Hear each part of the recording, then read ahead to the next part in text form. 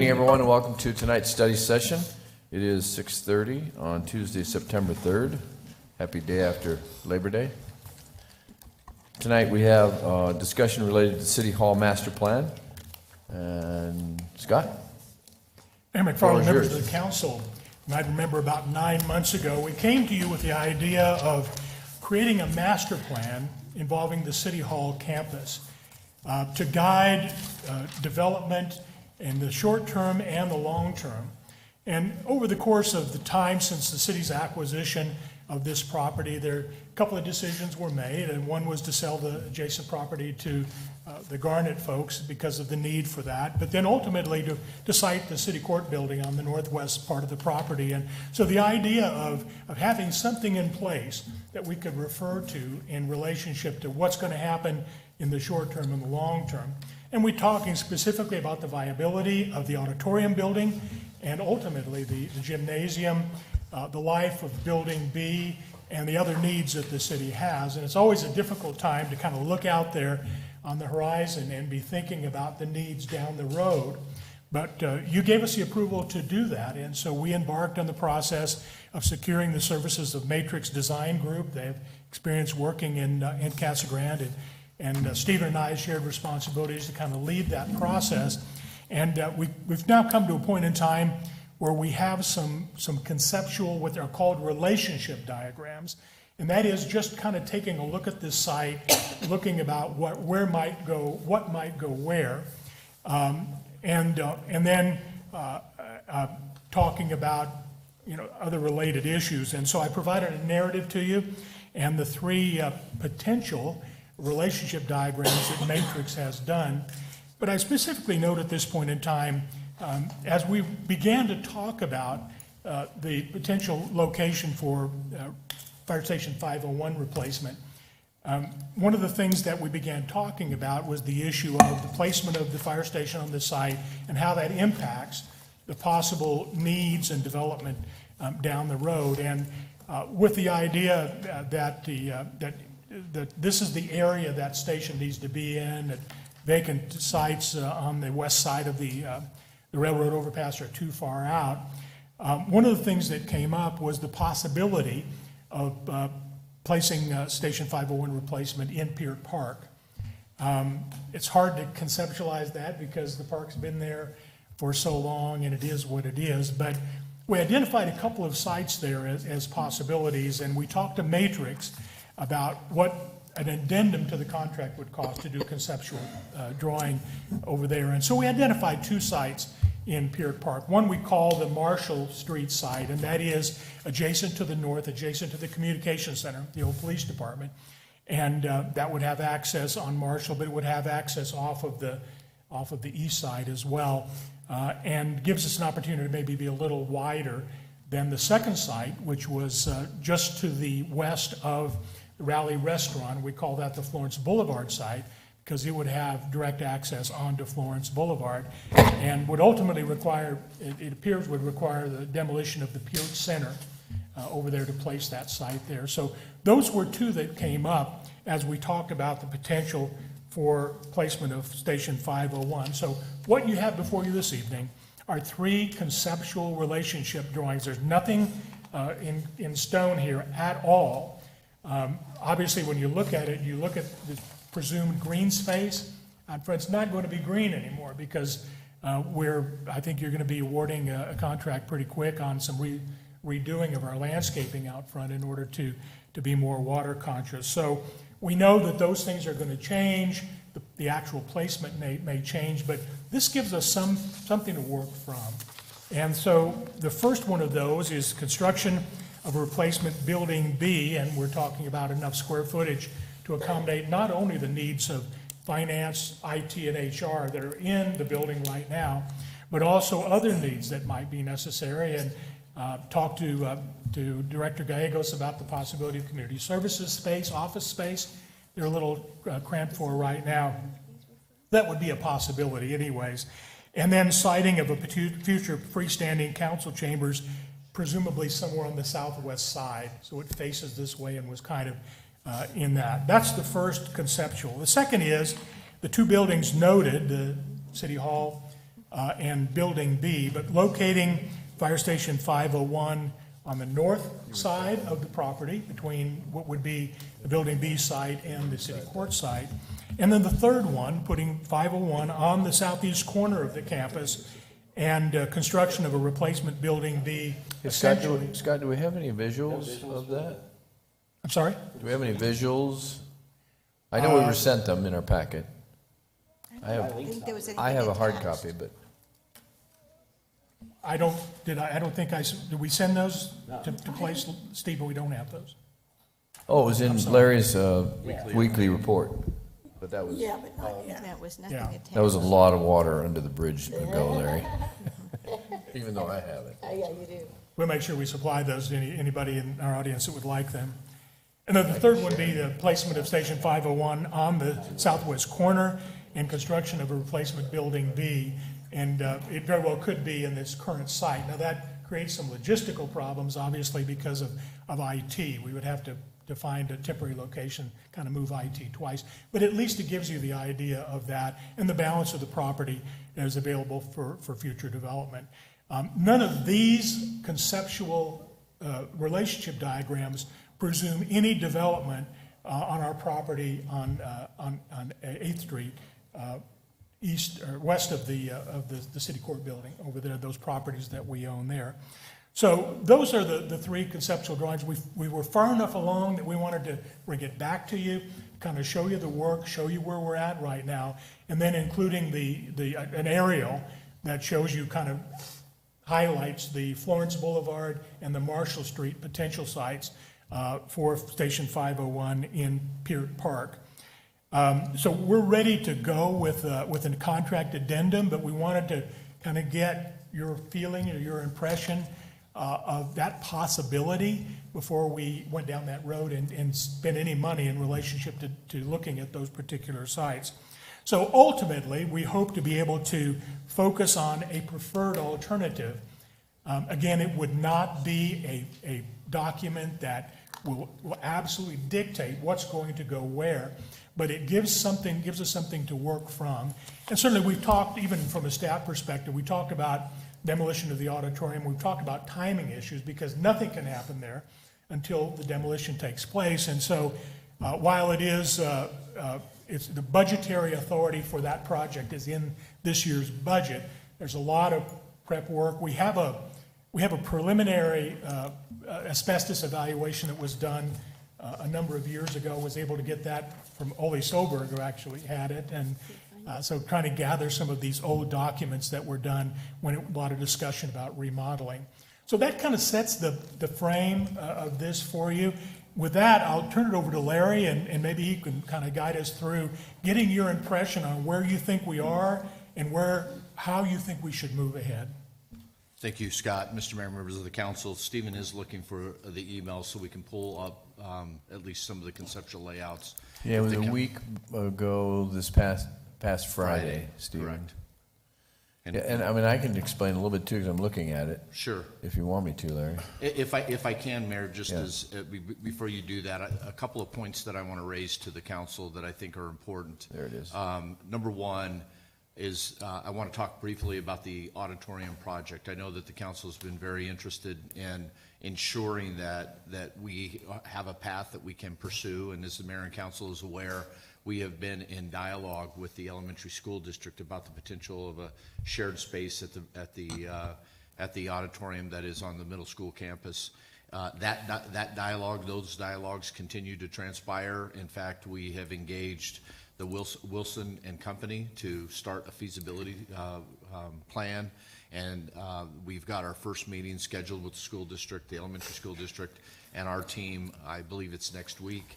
And then from that point forward, we'll obviously be working through a variety of public outreach and better understanding whether or not, through that feasibility process, whether or not there is an opportunity for us to potentially share that space from an operational perspective. So that continues. I think that's a key element that I want to make sure the council is aware of, that we are still heading down that path. The second component, and as Stephen pulls this up, for the mayor and council, and it really goes along with the second point I want to make, we are still in the conceptual analysis of this. We're looking at options, and really, what I'm hoping for is direction from the council to actually continue the study. There's an engagement that would allow us to begin to refine this a little more, that we'd be bringing back information to the council, and then ultimately moving forward with what Scott explained as a master plan for the entire campus, something that can be memorialized and put into the records for future decisions. And so with that, Mr. Mayor and Council, as Stephen was able to locate the maps. Scott, I don't know, you had kind of highlighted and outlined some of this. You want to just quickly go over that again, and then we'll hand it back to the Mayor and Council? Yeah, just so that you can see there again, alternative number one simply sites Building B on the southwest corner and puts the council chambers in a location that it makes sense in relationship to City Hall. And then the balance of the property is available for future development. And then alternative number two, Stephen, if you'll scroll up, basically takes that and adds Station 501 north. That would be, and there's ingress and egress issues with these things, and we recognize that. And then alternative three would simply does away with, at this point in time, the conceptual freestanding council chambers and puts the station on the corner and puts Building B out in front. So, and then again, if scroll up one more, Stephen, and we'll see the two sites. The one on the far left is the Marshall Street site next to the old police station, the communication center. And then that site right there would have access under Florence Boulevard. And again, both, I said 8th Street, that's 6th Street access, which is now a dead end there at the Dorothy Powell Center. So that's the concept of where we would be asking Matrix to look. Yeah, and I think that by putting the fire station over, looking at it anyway, and that's what you're asking us to give you some guideline on whether we should engage Matrix to look at these two sites, right? Okay, so that being said, then that gives the city more room to grow in the future on this particular piece here that we're sitting on. And it also then builds a new council chambers that would be out in front, kind of central in the front of City Hall, plus then with existing future buildings back behind. So obviously it gives a little more flexibility if fire station is in one of these two locations, so it might be worth looking at, just my opinion. The only question I have, Larry, is does that kind of scrap our 6th Street expansion or 5th Street expansion? Mr. Mayor, we anticipate that it will have an impact on 5th Street, yes. Okay. I mean, not that that's a deal breaker, but. Matt, go ahead. There was also a concept I thought of putting in the 501 on the corner there and doing a multi-story building with offices on top. Is that not, or is that part of that one alternative? Is that feasible? Essentially a multi-story fire station that. I mean, doesn't, yeah, fire on the bottom and then maybe offices for someone else on top? And I don't know that we have pursued that particular option in any real effort. It's something, certainly if the council would like us to look at that, it's something that we can do. Yeah, and then the part, because the 5th Street was voted on in the GO bond, Right. Correct. so I don't know what, It's really this, isn't it 6th that goes through? I know it's called 5th Street. Right. this is the concept right here. Oh, okay, Sixth okay. is right here. So it could still exist if the fire station was over here. Right. On the Florence Boulevard, is that what you called it? Yeah, that's the, The one by Rallies? yeah, Florence Boulevard location. Mr. Mayor and Councilmember Herman, we did early on talk to the consultant about the concept of mixing the fire station with office space. And their comment back to us was, we don't really know of anything like that anywhere. Okay. I just heard that at one point, so I didn't know. And I don't know, Not that it couldn't be done. I don't know if it would work with fire or what, I'm just not sure.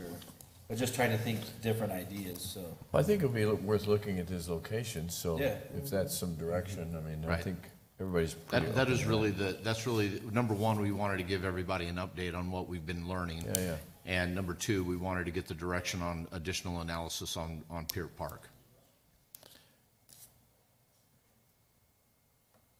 I will say that one of the logistical issues that we seem to be finding with each turn is, and Scott mentioned it very briefly, the ingress, egress issues that we are going to be confronted with, as well as the parking, the number of parking spaces that are going to be necessary here on campus. And it's been very clear to me, at least over the years, that the council is going to want to try to preserve as much of the administration function here at City Hall. This is, many people believe our City Hall is the heart of Casa Grande, and we want to keep those functions as close as we possibly can. And as Scott has pointed out prior, the idea of the decision that was made for the Garnett obviously was one that essentially limited some of our options for growth in the future. I did notice the new signage though that's been going up. Yes, the wave, Yeah. wafers. Yeah, it looks nice. Looks very nice. Yeah. Anybody else have any questions, or? Just a Comment? comment, I think it is definitely something to look at. To me, it seems like the one on the left seems a little bit more natural, because that's where the current fire station is. But of course, I think we're gonna have some problems with community members getting rid of the whole park. You know, I mean, that's what concerns me, because it's right in the middle of our city, it's an old park. I know we don't have as many activities going on now, but, you know, so I would really like to see how much of that it's gonna take. And can we, you know, move, you know, can we take some of the parking lot over here by the communication center? Is that whole parking area still needed, or can we kind of expand the park out that way too, to make it bigger? I don't know. Even if you put Fifth Street through, then you could still kind of expand the park Yeah, on the that south side side of and- Fifth Street. yeah. Yeah, okay. Whether it's Ramadas Yeah, yeah. or whatever it is, but. That's I a think good it'd be idea. best that the fire station would be off of Florence Boulevard. Easy in, easy out for them. Well, I mean, that's the way they have it today. I mean, that's where. Then have it moved. On further Florence back. Boulevard. On Florence Boulevard. Okay. No, on Florence Boulevard, so it's easy access to get out. But if we do that versus- remodel too. Yeah. Yeah, well, if they can look at that, Larry, if they can just do a little more research on Absolutely. Yeah. these two locations. Yeah. Yeah, Bob? Go ahead. Just an observation, and this is just my thoughts. It seems to me like all of this is actually several projects, and the possibility of getting one cart or two carts before the horses is very likely. It almost seems to me like we should engage in a strategic plan of certain goals to be priorities. For instance, I don't think we should start talking about demolition of the auditorium until we have a concrete agreement with the school system about a partnership on the other auditorium. I think that probably needs to be accomplished first so that we can tell our citizens, we've addressed that. We now have an auditorium that that can be used in city events, and maybe then address the auditorium. Are we going to tear it down, or what are we going to do? And once that's addressed, I think we've got the same question on the gymnasium. Are we going to clear that out? But I think all of that needs to be addressed before we start throwing out, we might put a new fire station in the park. Because I think people are going to get wound up about that, and they're going to want to give their 2 cents worth. Well, I don't think that we should be encroaching on park property. But I think all this needs to be laid out step by step by step, instead of trying to come up with some master plan that involves everything. Because one little glitch is going to throw the thing off. And I think we need to accomplish some small steps instead of trying to go after this big challenge. Well, I think that's staff's opinion too, Bob. I think that Forward to master plan. this is just to put together the ideas, and then we'll probably put it into projects as they move forward. At least that's my understanding. Yeah, and I would like to see that, because to be honest with Yeah, I you, don't disagree with you there. I don't really want a fire station in the park. I want it someplace else, but right now the auditorium's sitting there. And that's not even available, because I don't think we've made the decision to tear down the auditorium. We may have to reverse gears on that. Mr. Lavender? Yeah, you know, we've sat through 2 or 3 presentations where Pert Lane narrows to a lane. In each of the presentations, we see people walking outside. Yeah, we're talking about taking away valuable park space and probably our most unique park in the city. Just doesn't make sense to me. Plus, this building's a beautiful building. I don't know what the justification would be to build another city council chambers when we're utilizing this building.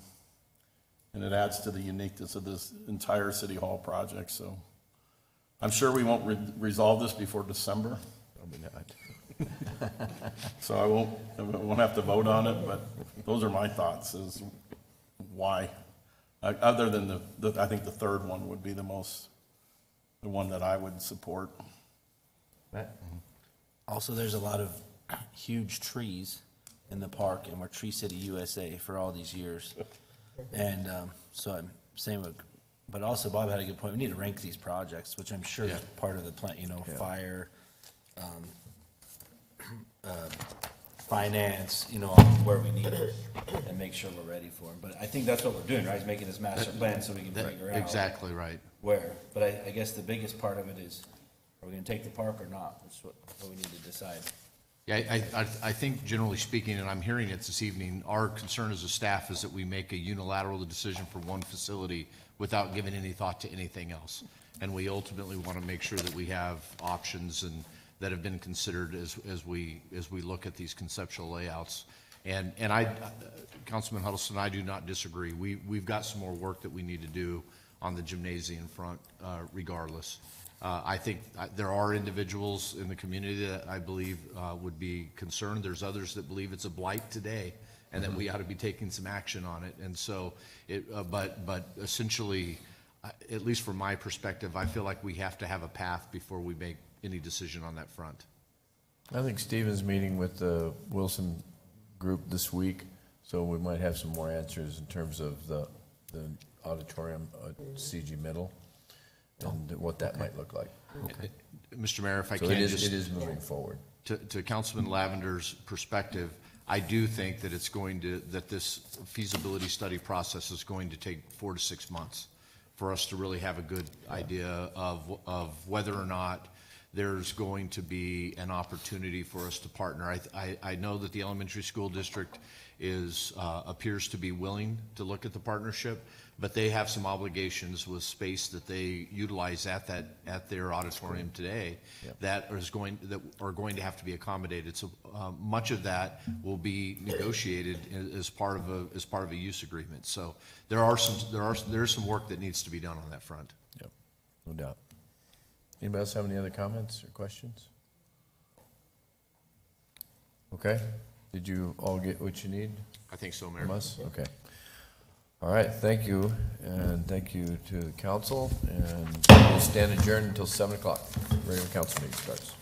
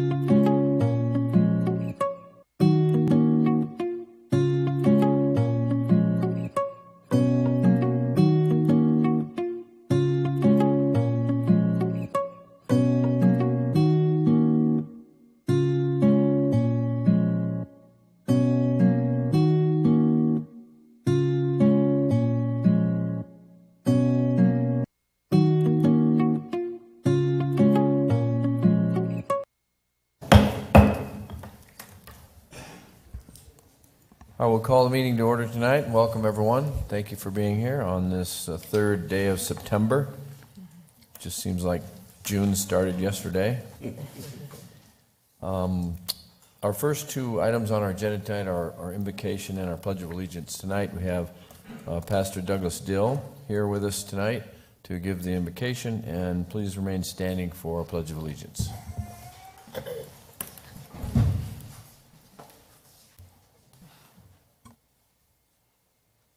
Let us pray. Gracious Heavenly Father, we ask that you send your Holy Spirit to be here among us. Open the hearts and the minds of your people so that they can govern your people appropriately for what you want for them. Help people to hear what you want them to hear. Help people to know where you want them to be guided. Give all these leaders here the ability to lead appropriately for your people. Give them the assurance, knowledge, the wisdom to step out and carry out the work that needs to be done in this kingdom. We ask all this through your Son, Jesus Christ, our Lord. Amen. I pledge.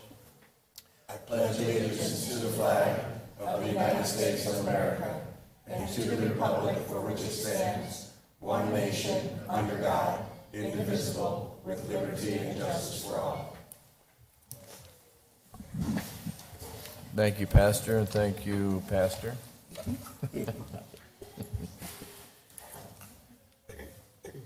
All right, let the roll call show that everyone is present. Item C is our minutes. Mayor McFarland, I move that we approve the minutes of the council regular meeting of August 19th, 2024, and the approval of the minutes of the council special meeting of August 19th, 2024. Second? All right, a motion and a second. All those in favor signify by saying aye. Aye. Any opposed? All right, the minutes are approved as presented. Next is item D, our claims against the city. Mayor McFarland, I move to accept and pay the claims dated August 14th through 27th, 2024 as presented. Second? All right, a motion and a second to approve the claims of August 14 through 27. All those in favor signify by saying aye. Aye. Any opposed? All right, the claims are approved. Next is our meeting agenda approval. Is there any changes from staff, Larry? We have no changes, Mr. Mayor. Anyone on the council have any changes? All right, seeing none, then I'll take a motion to approve the agenda as presented. So moved. Second. A motion and a second. All those in favor signify by saying aye. Aye. Any opposed? All right, the agenda is approved. We do have some special presentation tonight. We have swearing in of two of our new officers, just finished the academy, Daniel Vance and Blasius Cordova Morales. Gentlemen, congratulations.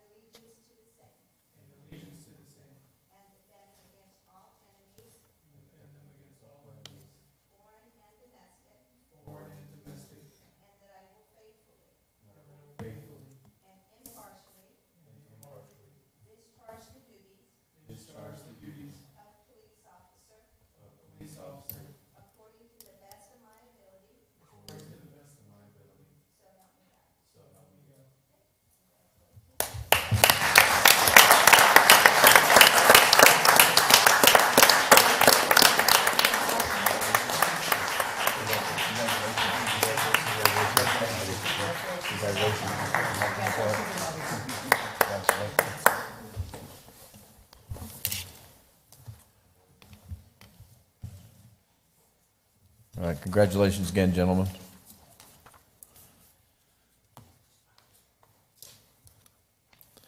All right, the next presentation is actually on the agenda for council to have an opportunity to talk about our League of Arizona Cities and Towns. Larry, do you want to kind of introduce that? Yes, Mr. Mayor, members of the council, a couple of years ago, we began to add this particular item on the agenda. simply because council was attempting to give a bit of an overview to the annual Cities and Leagues Conference that many of you have just attended in your reports. And sometimes you may want to share ideas and talk about it a little bit. And so we've decided to add it as an opportunity for those that would like. Not if you'd like, if you don't have any preference, you can certainly give an overview, and if there's any dialogue and that may ensue. There is no action on this item. It is really just an opportunity for you to give a bit of a presentation if you'd like. Bob, why don't we start with you? Okay. Don't steal everybody's thunder, though. I'll try not to. Very good review. Cities and Towns did a wonderful job, as they usually do. They had a motivational speaker that was excellent. I enjoyed her talk about climbing Mount Everest. And, of course, twice. And the governor was there. It was good to hear her talk. And I think my takeaway from the conference, one element is consistent every year I've been, that we have the same challenges that most communities have. Nothing unique about those. Sometimes there's something unique about the way it's being addressed. So there was a few hints there. Unfortunately, so many times it comes down to money. If you can find the funding, if you can generate the funding. But what I focused on was water, and there was a lot of information given in several of the sessions. The good news is we're not going to run out of water, but we do need to manage it. We need to conserve it. We need to continually look at ways to stretch the water that we have. I think your city of Casa Grande is doing a very good job. We're on top of a lot of the issues, and could be seen as a leader in a lot of them. The other topic that I focused on was homelessness and affordable housing, both important topics that certainly affect us here in Casa Grande. Again, I think we are ahead of the curve, especially in affordable housing. My only frustration was that affordable housing legally and through a developer is one thing, and it has limitations, and they're doing what they can. But affordable housing to the consumer may be something entirely different, and I don't know that is truly available. There may be a day when there is federal supplemental funds for affordable housing. I don't think we're quite there yet, but that may be what's called for. So anyway, very informative, very enjoyable, and I appreciate the city sending us to have that experience. Right. Thank you, Bob. Lisa? And it's always so tough deciding which sessions to go to, because these, like you said, Councilmember Huddleston said, we're all facing similar issues across the state of Arizona. So, so of course the sessions I try to go to are ones that I see are definitely a need here. Housing, I went to the same session as Councilmember Huddleston, as well as the homeless issue.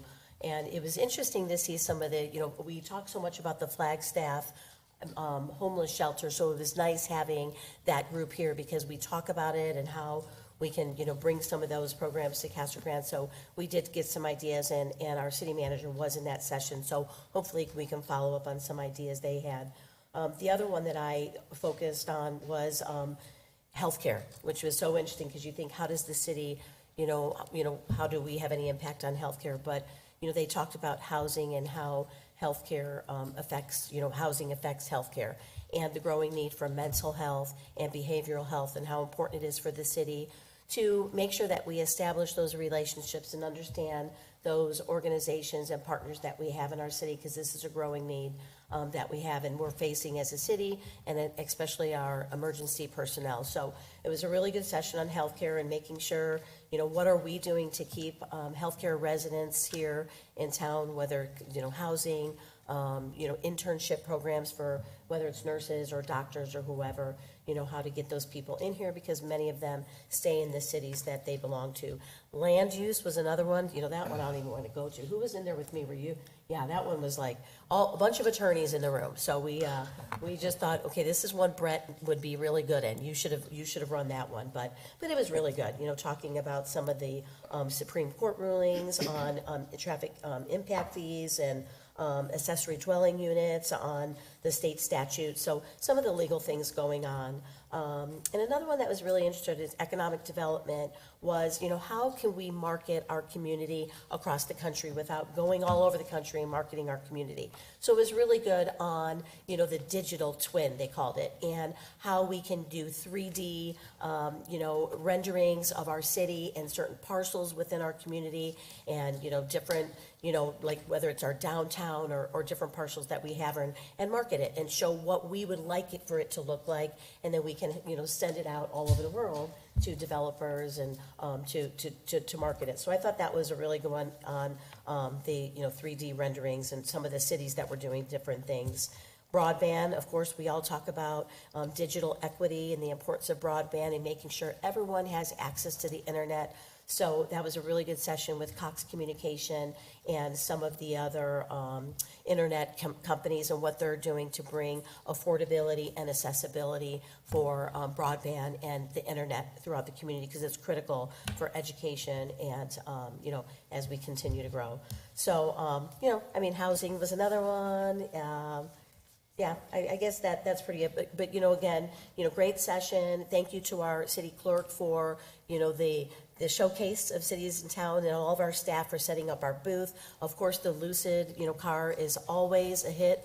Everyone wants to sit in it and take it for a drive, and they ask us if we own one. Well, now we do. Now the city, we don't own one, but, the city has one. But it was great to showcase our city, and it's so neat to show people that those vehicles are made right here in Casa Grande. So thank you to all the staff for being there and setting that all up. And but it was great, and I look forward to getting with our city manager and deputy manager on some of the things that we learned in the session and how we can bring them here. Anthony? Yes, it was a great meeting. I really loved our meeting that we had this year, a little bit more than last year. I went to a couple of different, the different functions that they had for us to get educated a little bit better on. The first one that I went to was the city budgets and bond funding, 101 financial strategies, and coming up with effective ways for our city. And one thing I found out, the appreciation that I really have for the workers of our city, a lot of other cities are way behind where we are. And we ought to be so thankful that we have the personnel that are doing a great job in regards to our finance strategies, the things that we're talking about to help us to save money and to help our community to thrive like it is. Another section I went to with Bob was the future of water, which I've been going to that every year. The reason why I do that is because when our mayor has the state of the city, I'm talking about water. And so majority of my notes was during the water presentation, as Councilman Huddleston said, we're not going to run out of water. But one thing I put, the challenge is the water management of what we have in place now. They did mention about 3 different supply areas of water supplies of Bartlett Dam, saltwater plant, and the Tejano Basin. They did bring up the Mississippi pipeline, but that's not going to work. It's going to cost too much money to pipe it through all these areas. Another thing, just to educate us in regards to who have access to the Colorado River. That Colorado River goes all the way down into Mexico. California is wanting dibs in it. Of course, you got Arizona, New Mexico, Utah. And so there's a lot of people that are trying, Nevada, trying to get into that water. But we have to take care of, like Councilman Huffman said, take care of our areas, what we can take care of. And I know that our city's doing a great job to stand on top of that. Then the next one I went to was Shaping Arizona's Future, Legislative Updates and Housing Reform Insights. Once again, battle housing, what's best served for the city. One of the other problems that I have when we go to these big meetings is they talk a lot about Phoenix and Tucson. And sometimes they neglect the outskirts, Casa Grande, Flagstaff, Bisbee, they neglect those. They're just talking to Phoenix and Tucson. They did a great job of pulling in everybody this year, and I think it was forced though because we had a lot of people raising their hands from the other areas that with a lot of questions. Another thing that came up that I went to was the emergency preparedness planning. What your community need to know in case of emergency. And I believe it was Eloy's councilman that stood up and talked about train derailment. What do we do if there's a train derailment right here in Casa Grande? What's our plan? Do we have a plan in place? Always being ready.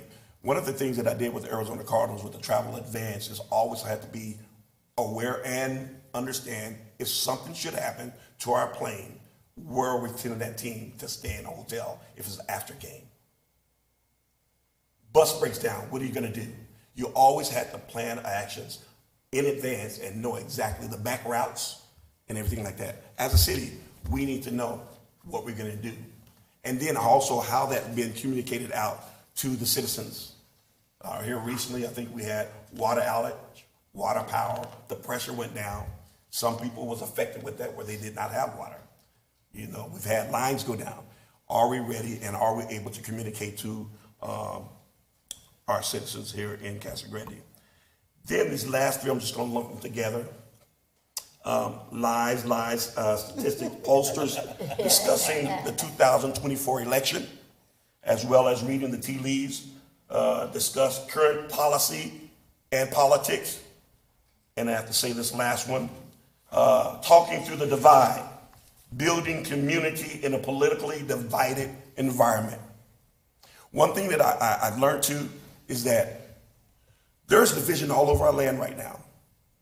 Whether it's red, it's blue, independent, whatever.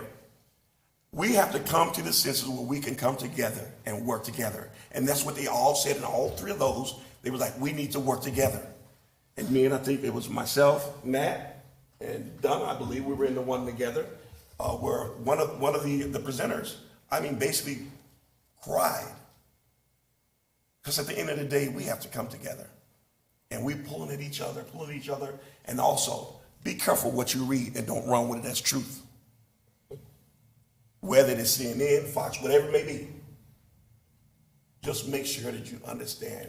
Everybody's throwing things out there, and whatever stick.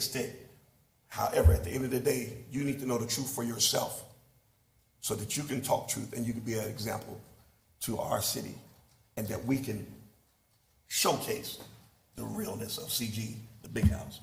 And we had a good time at our festivities on, was that Thursday night? Thursday night. Thursday night, we had a great time. We all played a part in that, and it was really good. And it just, Casa Grande stands out. And I also, I'll finish with this. I went to the networking that they had on Friday morning. Some of y'all was still asleep. However, I was there, and Stephen, we were there in the networking, and just learning a lot about the other issues that other cities are having. And I found, even in that, Casa Grande is doing really, really good when it comes to all the other issues and the problems in other cities. That's not saying we don't have issues or problems. We do. However, at the end of the day, I believe we have the right people in place to make sure we thrive and that we represent, and we represent very well. Thank you, Anthony. Matt? Thanks, Mayor. Again, thank you. It was a great conference. The networking's a huge part of it because you know a lot of people from other cities over the years. And again, their problems are the same. And we share ideas about, hey, that might work cool in our city. And then the neat thing, the lady that hiked Everest twice. Oh, yeah. She's like, it's okay fear is okay, but complacency is what's going to kill you. So you always got to be ready and keep moving forward. She says that's the important part, is just moving forward. And with my government nerdiness, I went to city budgets and bond funding, which is great, which I enjoy that. Again, we're doing a very good job here. We've done that before. I'm not going to belabor all these. But one neat thing about the land use issues, there's a lot of things that came up in the legislature this year that would take away a lot of the city's powers for zoning by right, ADUs. I personally know a lot of us reached out to our representatives for this area, and in my opinion, the best thing that happened for us is that most of these regulations got changed to town of 75,000 or higher, so it doesn't affect us, even though we're getting close now, but it won't affect us until next decennial census. So we've got quite a bit of time to be ready for it. When that, it's not, it doesn't trigger when we are 75,000, when the census shows us over 75,000. So I learned that. Something scary, I went to a neat one for stuff we've been dealing with lately, is Arizona regulatory issues and working together with our utilities, and, you know, people in our town that we have to, and uniting the key players, which we do here, like when we build something big like Lucid, we have to work with APS to get the power there, and then we have to work with ED2 to get the line, you know, it's all kinds of stuff. But the thing that hit me is that everything that's going on right now, you know, and the guy had and I know a lot of us have these things in our house, the Internet of Things that connect, right? Refrigerators, ovens, stuff that doesn't need to connect, and the AI now. So again, we're seeing all these big data centers being built in the West Valley, and they can keep them over there. I learned they don't have a lot of employment, take a lot of land. But so SRP was there, and they started in 1903. So up until today, they built their grid. You know, they serve mostly the valley. APS very similar, but I talked to our APS rep as well. So they need to double that grid that they built since 1903. They need to double it in the next 10 years to keep up with what's going on with all of our power needs, be it housing, construction, businesses, factories. So we have to be ready. Yeah, data centers is the big thing because they take so much power and water.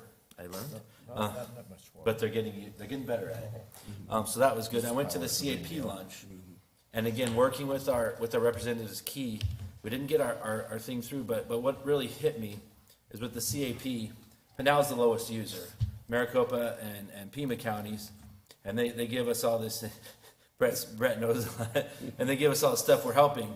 So we took our cuts. Pinal farmers especially took their cuts this year, and they say, "Oh, we're sorry." But you know, Maricopa County, Pima County, they really don't care because they haven't taken the cuts yet. So it's important to work with our legislatures to keep that going. And I got to visit, or my parents got to visit with Tim Dunn, who's senator out of Yuma this week, has a lot of local ties. He's beating the drum for it, as well as Teresa Martinez and TJ Shope. So we're working on that. But it's scary because we do have the water. But again, we have to fight for our rights here in Pinal County because obviously that's what's most important to us. And then one thing I do want to hit on is employment law for elected officials, which sounds like the most boring thing you could go to. But there's a lawyer named Justin Justin Pierce with Coleman Pierce. And he redid all these songs to go along with employment law, and it's the best presentation, and it stuck with me, obviously, because he did it. But even though we as council don't hire employees technically, you know, it's up to us to make sure that those relations are good for us, because people have gotten in a lot of trouble in a lot of places for that. So very good. And the singing lawyer, I mean, you can't beat that. And just real quick so we have this Festival of Cities, and our booth showcases Casa Grande. And I'm telling people walking by from other cities, those Frito-Lay chips, this yogurt, that car, those were all made in Casa Grande. And they're like, Electrolytes. and the electrolytes, yes. Pedialyte. The Pedialyte that goes in your drinks. And they're like, what? I go, yes, all of this stuff is made in Casa Grande right now. And they're just astounded. And everyone's like, how do you guys do it? And I say, that's our secret, but they'll keep coming. So I'll leave it at that. Donna? You know, I think everybody has mentioned networking, and that was the biggest thing that we always walk away, because we get to network with so many different organizations and different cities. I do want to mention that, again, very proud of our youth commission. They were there for the youth day on Wednesday, and they just lead by example. And just a bit of trivia is that years ago, our youth commission asked the question of the league, how come you don't let any youth leaders go to this event? And they said, well, you know, we can change that. And it was because of Casa Grande that they now have a youth day. And I think there was a couple hundred youth leaders there. And so I'm always proud of our youth commission, and I think we were the first city that actually carried the flag with Mr. Powell during the flag ceremony. And so it was always good to see them, and they have a good time. Water, obviously, Central Arizona Project did a great update. There was a couple funny, and Matt, I didn't get to hear the cowboy, and so that gives us something that, Brett, you need to work on. You know, you need to update yours a little bit. But there was one workshop that it made light, and it was called from power suits to PJs, life after public office. And anybody that knows Ken Bennett, Doug Coleman from Apache Junction, Kristen Price from Maricopa, and there was a lady from Tempe, and they were all talking about their life after public service. And Ken Bennett started the whole thing by saying, I really thought that we were supposed to wear pajamas. And he kind of stripped up on stage, and underneath his clothes, he was wearing his pajamas.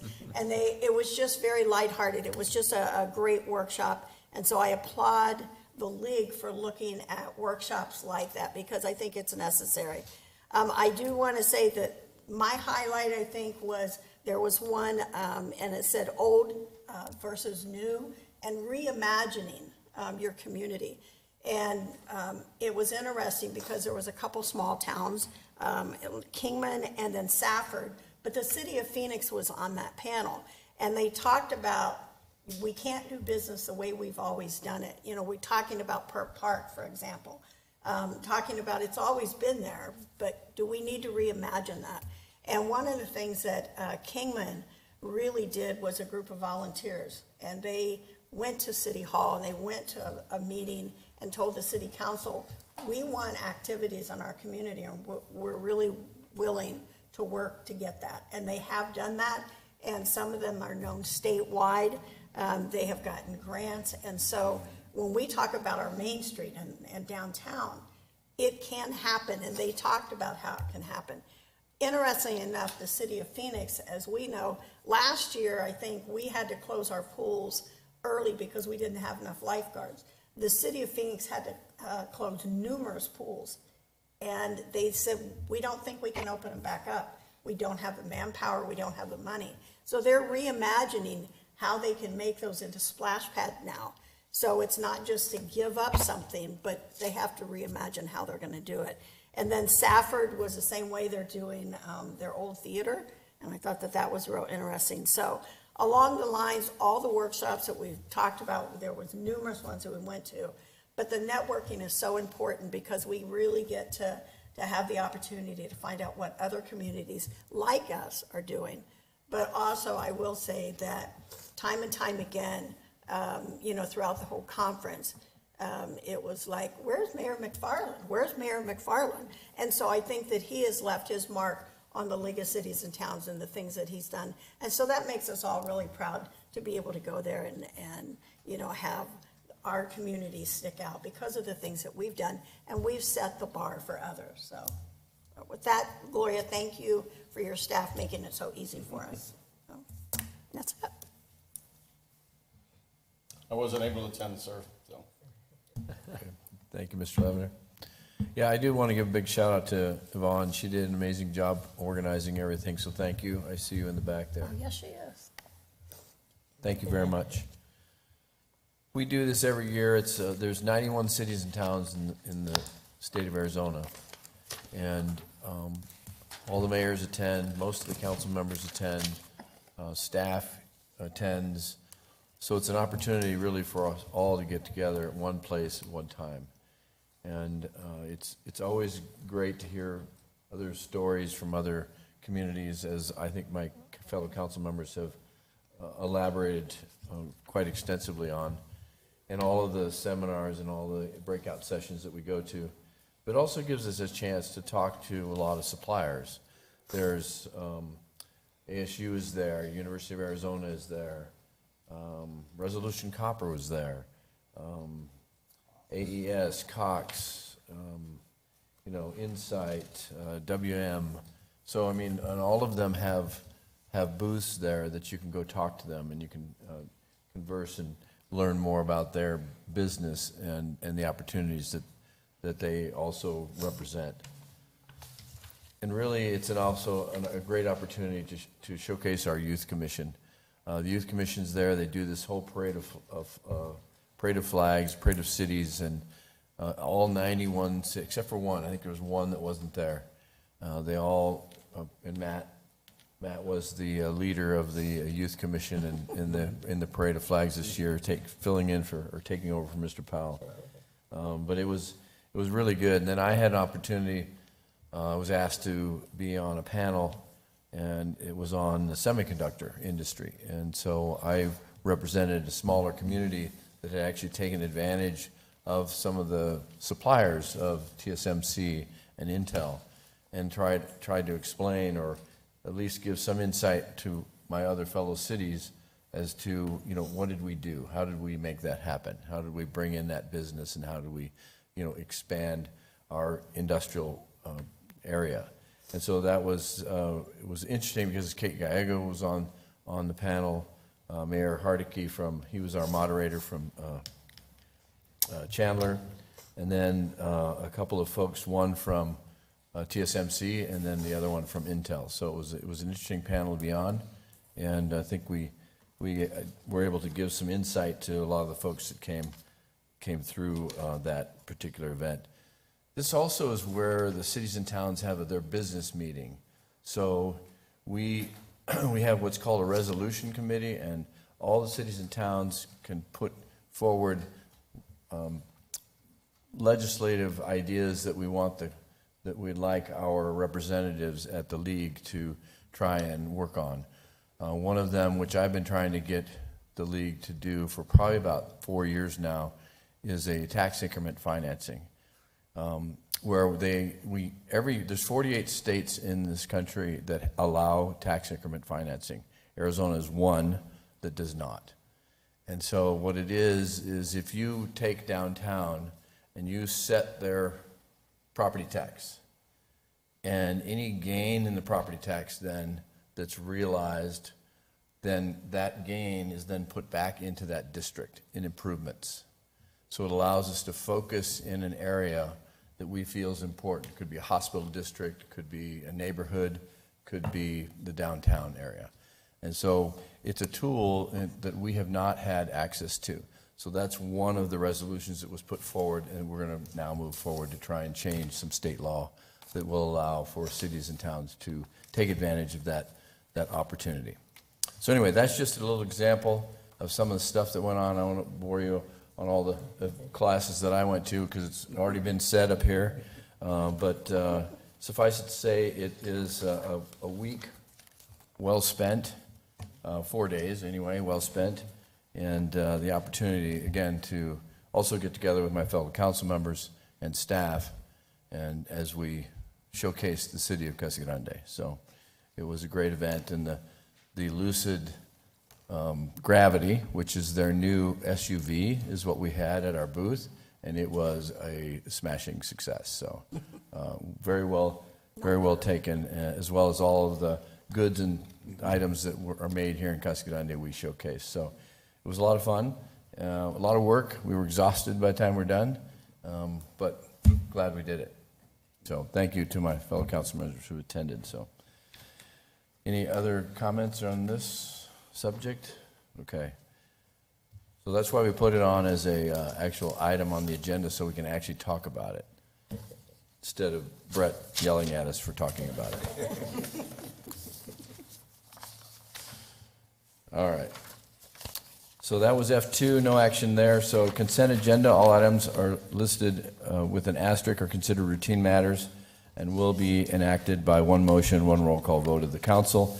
There'll be no separate discussion of these items unless a council member or member of the public so requests, in which event the item will be removed from the consent agenda and considered in its normal sequence of the agenda.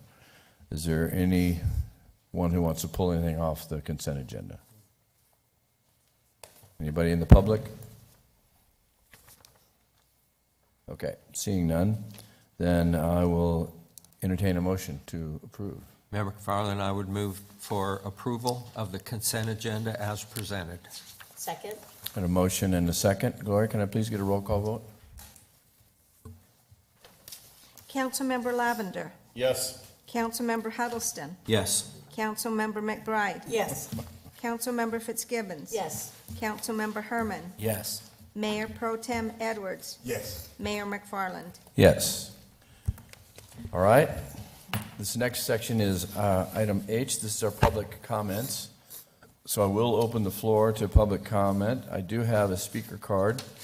Ms. Esmeralda Sierra, whom I met last week, actually.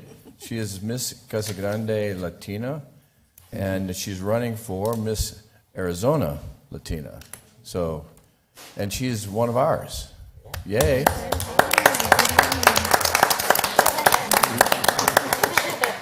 Hi, well, good evening, Sitting Council. I am here today proudly to share with my participation as a candidate representing Casa Grande at the Miss Arizona Latina competition.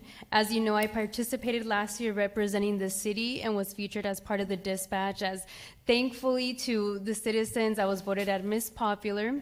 And I am rejoining the challenge once again to redeem the status of our community and achieving the winning crown for the state. The winner of Miss Arizona Latina pageant will have the honor of representing an organization focused for empowering young Latinas. And for 1 year, I will have the networking experiences and appearances for the opportunity to compete at a national level. This program is designed to help candidates with professional and personal growth.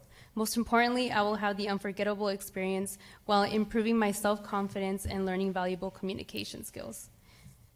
With my appearance today, I seek assistance in sponsorships or donations. This assistance will help cover expenses for training, coaching, communication, catwalk, evening gown, and travel. Advertisement and promotion can be made for local businesses as I participate in a round of professional interviews, onstage presence, and behind-the-scenes preparation. I am here today not just representing the Latino population of Casa Grande. With or without the crown, I am making an impact with the city and making enough noise to inspire others.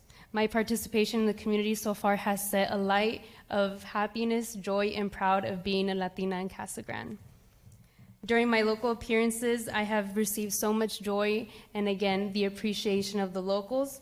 I end this statement with a question for you all. With or without the crown, how can I follow up and serve the community and support my role as a representative from Casa Grande? Thank you. Thank you.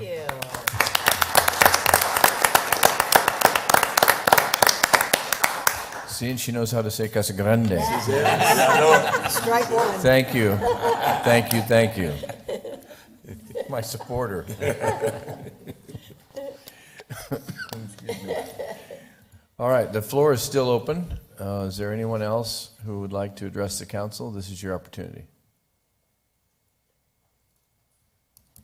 All right, seeing no one jump up then, we will close the floor and we will move forward with item I, which is award of contracts. I-1. Kevin? Thank you. Staff recommends that the mayor and city council award a contract with Cactus Asphalt for the reconstruction of Hacienda Road. This will be the portion of Hacienda Road that is within the city limits, starting at its south boundary at Florence Boulevard and going north up to Courtson Road, in an amount not to exceed $2,250,000. And this also has a large 18% contingency that we put in there of $403,650. Anytime we start to work on these roads that we inherited from the county and annexed into the city, we're just not real certain what we're going to find, even though we do core samples and things like that. The testing beforehand when we're designing these projects, we just need that extra money so that when we start the project and we start to run into those things, we've got some funding available to deal with some of those issues. So we are asking to take advantage of the One Government Procurement Alliance contract number 22-15P-01 for this work. And we did budget $2,250,000 for this in our 25 CIP project. So with that, I'd be happy to answer any questions. Questions, council? And just to note, this is very similar to the road work we did on Peters Road from Choo Choo over to Thornton. Yeah, it's a Same chip, type of this is a chip seal, right, No, currently? this is actually, this will be a No, I meant reconstruction. it is today, a chip seal. Yes. Yes, okay. It's a many layers of chip seals and other improvements over the years. Okay. All right. Seeing no other questions, then I'll consider a resolution number, please, Gloria.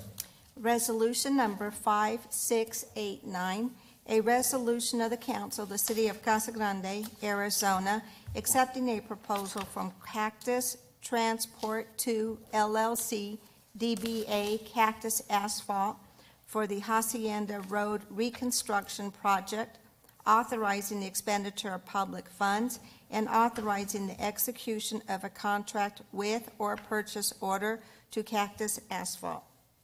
Mayor McFarland, I move that we approve resolution number 5689 as presented. Second? All right, I have a motion and a second. Gloria, can I please get a roll call vote? Councilmember Lavender, Yes. Councilmember Huddleston, Yes. Councilmember McBride, Yes.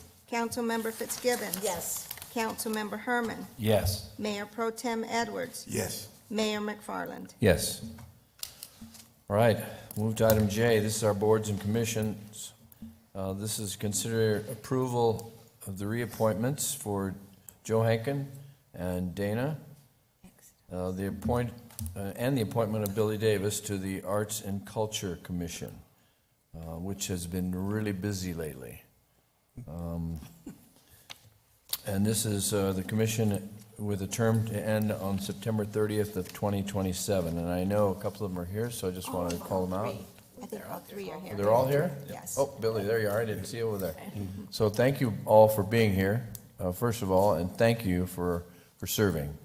I know the pay is great, so we'll double it next year, and you'll get the same amount, so. Anyway, thank you guys for being here, and thank you for serving on the commission. I know Gloria appreciates all the work that you all do, along with your fellow commissioners, so thank you all for being here. And one more comment, Mayor. I Yeah, know go you ahead. mentioned that there was quite a few applicants this time around. We did, we had like 7, Yeah. So just to Or 8? thank those people that 9? applied, 9, we had a lot. those that applied and interviewed, and I hope you stay active, and there's plenty of other Yes. commissions, and so In we're fact, just Esmeralda excited. was one of them, I know. and she's here too, So we're excited, and we hope you continue to be engaged, and, so we look forward to getting new people involved. So thank you for all those that applied. And I'm going to get scolded, but that's how you can help continue to be engaged.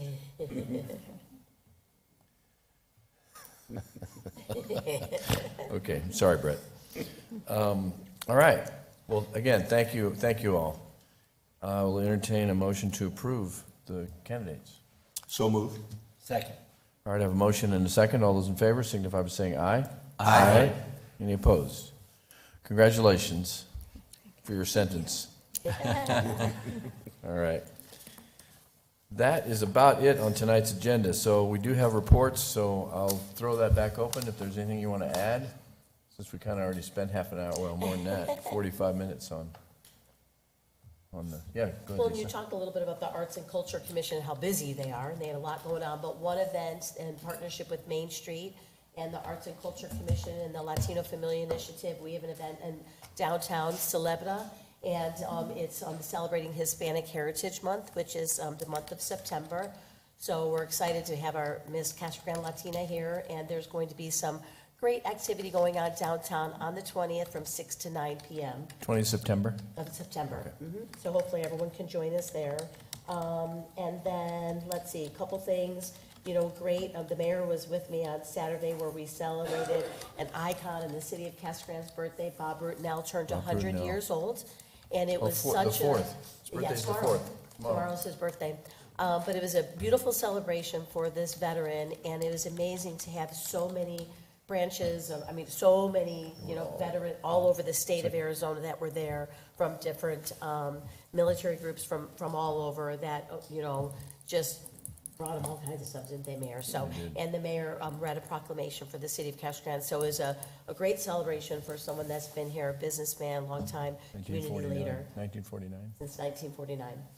So that was nice. And I'm sure Councilmember Lavender is going to touch on this, so I won't much.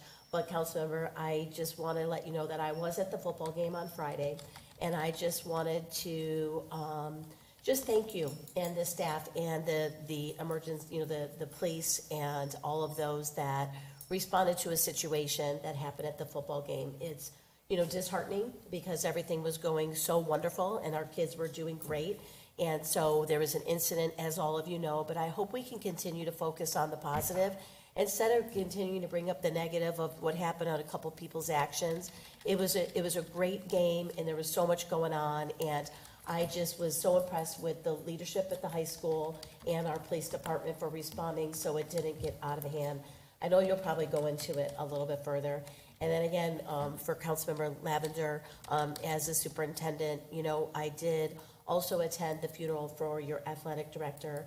And it's sad that our schools and our kids and our, you know, teachers and staff are going through some of these things with the loss of another, you know, employee that, and, you know, within their staff. So again, you know, great celebration of life, and, you know, Tim Hill, the pastor, did a great job at Crossroads.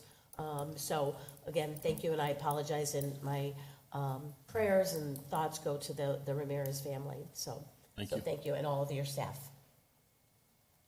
Great job once again, Jeff. You did a wonderful job. I was actually with you the majority of that night. And so thankful for all the work that you do behind the scenes. A lot of times we don't appreciate the workers that we do have right amongst us that do such a great job. And it's so important that we encourage them and let them know that we have their back too. And also just encourage our community. Let's continue to work together, stay together, continue to thrive, and be the very best that we can possibly be. And united, we can do this together. And it'd be a wonderful harmony, a wonderful song. That's right about it. Matt? Thank you for that. I'll let Jeff say that, but the Cougars, the Spartans, the Sun Devils, even the Wildcats all won this weekend. So that's something to be happy about for Casa Grande in Arizona. Across the board. Because there is good parts about everything. And the Diamondbacks game I went to, they did win. So that was You good. need to go to both games. I know. So the Youth Commission shredding event is on October 26th this year. So put that on your calendars. We'll be getting more information out. Thanks to First American Credit Union for their sponsorship with the Youth Commission. Thanks to Gloria and Yvonne again for getting us organized. And if you check in and they make a mistake at the hotel, you know, the lady looked at me and I go, well, it'll get taken care of. She goes, wait, are you with that lady? I go, Gloria? She goes, yeah. She goes, okay. It's all taken care of. It's all good. I don't know what, but she knew Gloria. And then I just got the news that our tourism board, the Experience CG TikTok, has gone viral with 431,400 views in 5 days. So pretty cool. So look it up on TikTok, or I'll ask my wife to look it up because I don't know about that.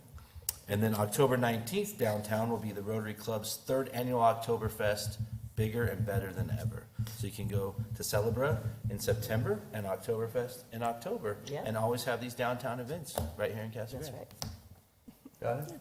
Just wanted to mention real quick, especially for our Miss Latino, the Casa Grande Alliance is having a grand opening. They're doing a boutique opening over at their facility.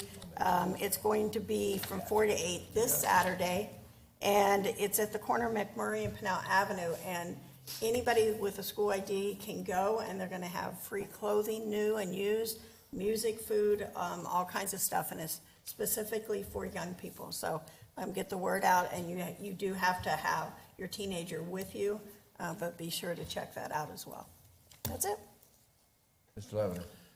Well, first I better announce the day of the service on September 21st. I think it's from 7 to 11. Yeah. So I don't get a text message from Scott McEwen chewing me out for not doing that. It's an opportunity to come out and do some community service in memory of 9/11. We'll have Paul Mason, right? Yes. Paul Mason Park. There'll be a lot of our high school students involved in that day. I appreciate the kind words about Friday night, first of all, to Deputy Chief Ramirez. The police department did a fantastic job in bringing law and order back to a stadium that for 5 to 10 minutes, the best description I could say is it was anarchy. Chief Keene is back there. He acted quickly in calling in reinforcements, also bringing in, I guess Chief's not back there right now. I thought I saw him earlier. And bringing in even fire squad to help out. You know, it's disappointing. The headline Saturday should have been after a very tough offseason. When we had our last game at Union last November, when we lost the playoff game, there was high hopes leading into this season with the amount of talent that we had coming back. including the Regional Offensive Player of the Year. Some things happened this offseason that really disrupted this team. Our star quarterback transferred to Vista Grande, and Coach Luna, the rest of the coaches had to rebuild the Union team in a new look with new players, and then to start the season with a 6A team in Corona. The headline should have been Casa Grande stuns Corona in the opener. Luke Keaton, who played his first game, 345 yards passing. Kendall Cade, probably the most dangerous receiver in the state, 137 yards receiving, an interception return. A 4-year starter at center, Leland Savadia, scored 2 touchdowns as he got moved back to fullback for the goal line situations. And maybe the best headline is Jake Barrow, 10 years ago, hired Mark Luna as his first hire when Jake got hired here in Casa Grande, and then Mark defeated his mentor. When Jake won the state title in 2021, he took the job at Corona. He had to abruptly leave to get up to Corona, so we never really gave him the proper thanks. So we were able to do it before the game that night, presenting him a trophy, presenting his mom flowers. All of that, it has been erased, or not really erased, but has gone down in the headlines is the behavior of a few fans. I got interviewed today by Fox 10, talked to AZ Central this weekend, extensive interview with the Dispatch. And I get it. Kevin McCade was at the game. He considers himself the dean of high school sports. He said in 44 years he's never seen anything like it. And it really was a sad night, and it spoiled a victory. It's too bad. But it is not going to define this season for these kids. We will do better to make sure something like this does not happen again. But I really hope the community goes out and sees the talent that is on that football team. Also that night, John Roberts, who was born and raised in our community, became the all-time winningest football coach at Vista Grande High School when he won his 20th game. So congratulations to Coach Roberts again. So again, I hope the community looks at this from a 360-degree view and really goes out and sees the great job that Mark Luna and his staff are doing with these guys. And it will be an exciting year that I'm confident will end up in the playoffs and hopefully at Sun Devil Stadium or whatever they call it today.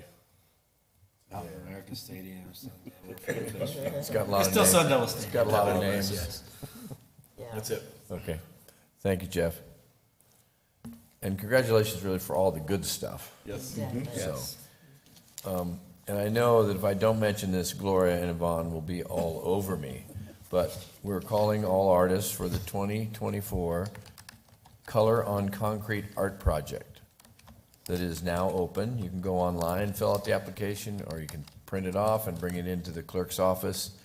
It's another art project, but this one is at Rodeo and Truckle, and it's the 2 concrete walls. One's on the north west curb and the other's on the southwest curb. And so it's the whole, you get to paint the whole curb. So it's a big project. I think it's about a $2,000 stipend to paint it. Is that per artist? Per artist. Per yes. artist, so 2 artists, right? One on the north, one on the south.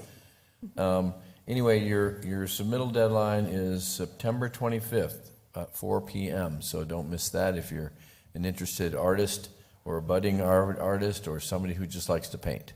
So it's an opportunity to kind of add a little color to our community, along with all the boxes, utility boxes and things that are already painted. And actually online, you can get a map of where all those locations are if you want to go take a tour of all of the art. It's pretty cool. And really the Arts and Culture Commission should be commended. You guys are doing a phenomenal job. And since 3 of you are here, thank you for all that good work. I did want to mention that we did the groundbreaking for the Marriott about a week ago. That was a big deal. It's the new Marriott's going to be out at the Promenade Mall. And that is moving ahead, finally, after, 3 years. It's been a while. We're also going to be holding a groundbreaking and grand opening for Signer Chevrolet on next Tuesday, the 10th. That's going to be out at the mall also. So the Signer Chevy, actually it's going to be the Buick, I think, wing that's going to be opening, and the Chevy dealership will be a little bit later because they're having to build it from the ground up. But that's all taking shape. Jones Ford will be on the north side of that building. It's the old Sam's building, if you know where that is. And so that's, again, some pretty exciting stuff going on. And then on the 13th, Friday the 13th, I don't know why I agreed to do this, but there's the Chamber of Commerce Outlook, Biz Outlook Luncheon that's, I think it's out at, is it Francis? Robeson. Robeson. Oh, why did we do it in Robeson? I asked the same question. Because they're a chamber member anyway. But I'll be doing a city update on that day, so if you're interested, want to know what the latest and greatest information that's going on with your city, it will be starting, I think, about 11 o'clock on that Friday. So anyway, that's probably enough since we've... Can I say one more? Go ahead, Matt. Thank you to the mayor. At the conference, I get it, the youth commission's in one seminar, and we're at a lunch, and the mayor, he gets to go to lunch with the Congress people, because the rest of us eat chicken in the other room. And, but I get a text from youth commission, it's like, hey, I heard the mayor's with Juan, could you see if we can meet up with him? I'm like, you mean Congressman Siscomani? Yeah, Juan, could you see if you can meet up with him? So the mayor made it happen, and they got to meet him, and they were very appreciative, and I thank the mayor because I know you made that happen. And so. it's on his page. Yep, and it's on his page, meeting with the youth commission and the mayor, so thank you very much, Mayor. It meant a lot to them, so. I'm glad we could get it done, so it was good. They have a good relationship with Juan Siscomani, so it's... With Juan, yes. With Juan, yeah. They're on first name basis. I call him Congressman, but they call him Juan, so. All right, anything else in the last minute? All right, well, we'll get you out of here before 8 o'clock. Meeting adjourned. Thank you. Thank you.